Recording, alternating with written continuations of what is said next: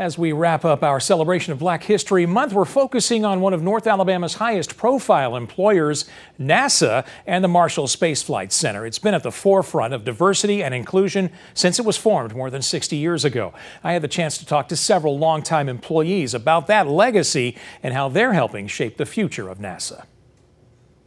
Coming from a small town, they look at me as I'm a superstar. Wow, you work for NASA. But what I've learned since I've been here has been this is one of the greatest places to work. I've never thought I would be here. Three diverse voices. April McDaniel, Data Management Coordinator, helping ensure delivery of payload data and video from the International Space Station. Nicholas Benjamin, a college football standout, now leading a different team as Payload Operations Director, monitoring science activities aboard the ISS. And Dr. Ruth Jones, Associate Manager of the Human Explorations Development and Operations Office. Explaining what she does would take up the rest of this report, but suffice to say, she's a pretty big deal. All three helping put a face on what's possible for those who haven't traditionally seen themselves in these roles.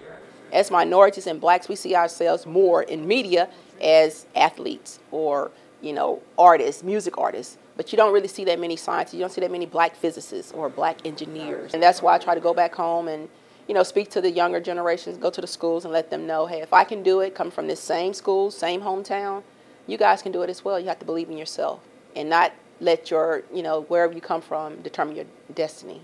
They're thankful to those who broke those barriers ahead of them and proud to carry that forward to those coming behind. A few years ago, Hidden Figures came out with Katherine Johnson and Mary Jackson, and I look back at their stories and really think, wow, if they hadn't have made the sacrifices that they made, I don't think I would be able to sit here.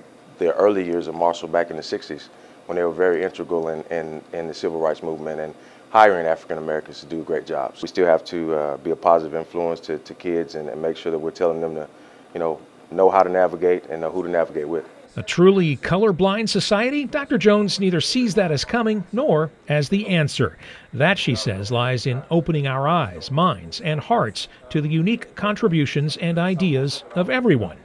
Like opening a box of crayons. We have all these crayons of different colors. That's diversity. But when you look at the sizes of those crayons in the box, they're the same size. That's equity.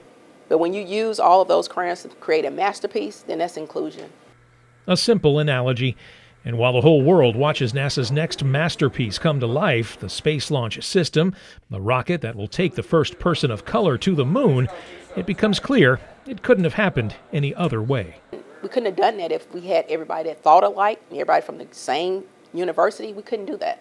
So you have to have diverse minds in order to create a masterpiece like that.